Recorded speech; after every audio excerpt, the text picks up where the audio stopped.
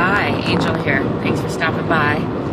I'm on the road to Colorado and I thought I would ponder some thoughts with you. I was thinking about something I've thought a lot about, which is a thing that several of my mentors talk about, and as Tom Bilyeu puts it, the rage. And a lot of my mentors talk about using 10 or 20% of the time that they use something negative, something they don't want as motivation for reaching their goals, instead of always just like 80% of the time or 90% of the time you're focusing on positive, you're using what you do want as your motivation. And I agree that it's important to focus mostly on what you do want.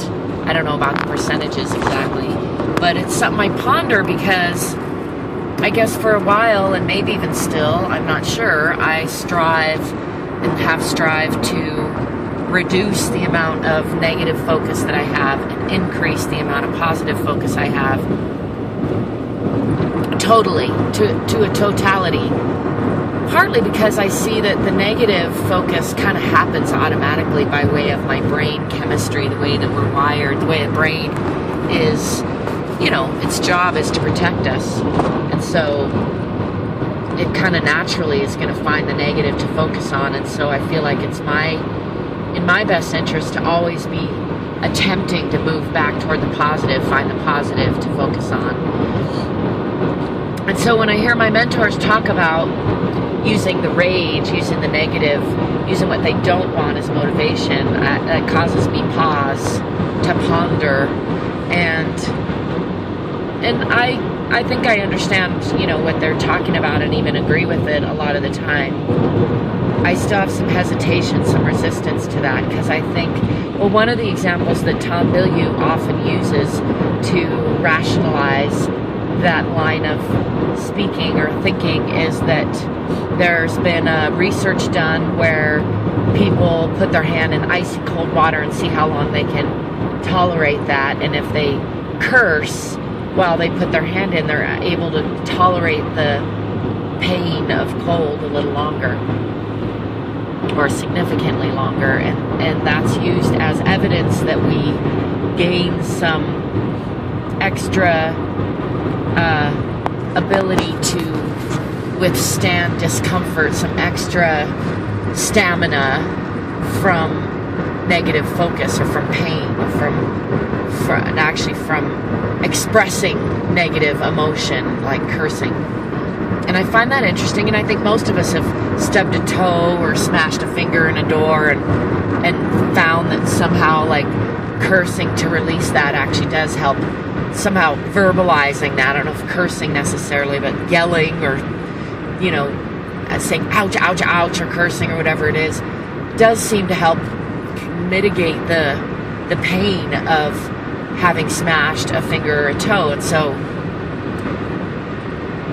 I'm not disagreeing that there's some truth in that, but I am questioning the validity, the jump, the leap from that one study to, yes, it's good to embrace our rage sometimes, and sometimes it feels like that's just kind of laziness, actually.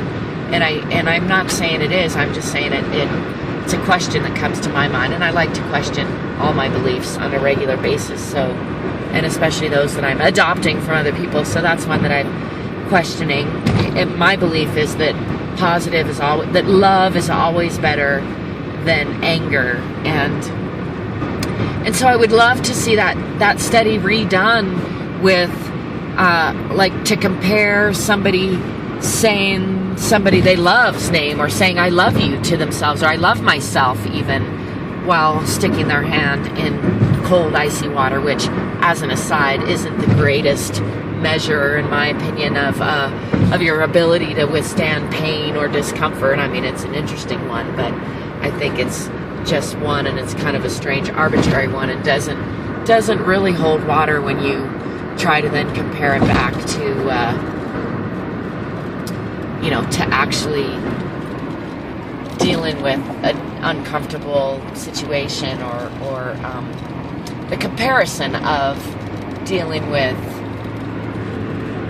actual real pain, or overcoming real hardship in your life.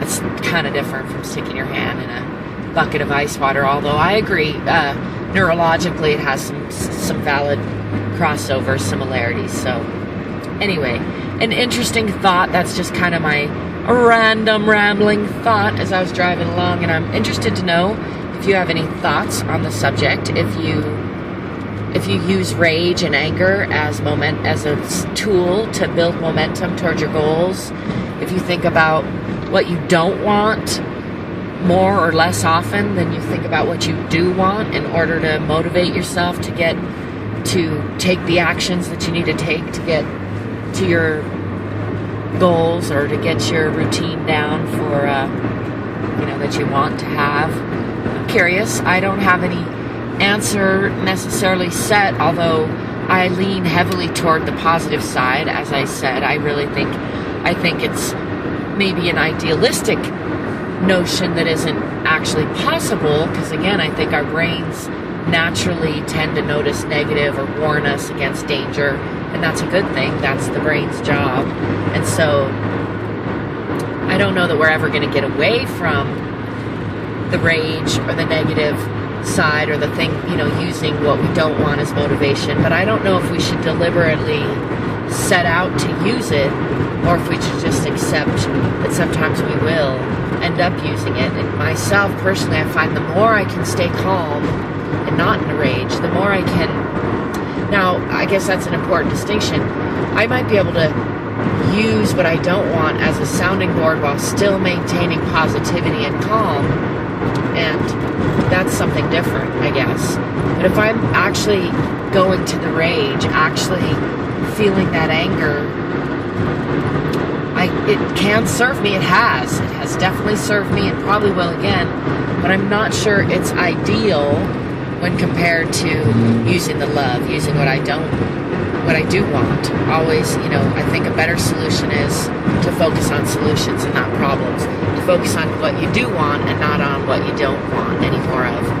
To fill your life with the things and rituals and people that you do want, instead of focusing on what you want to eliminate, I think is the quicker route. It's not that it's not important to eliminate some things, but those things would naturally fall away if you focus on what you do want on you, and you fill your life with those things that do bring you closer to your goals.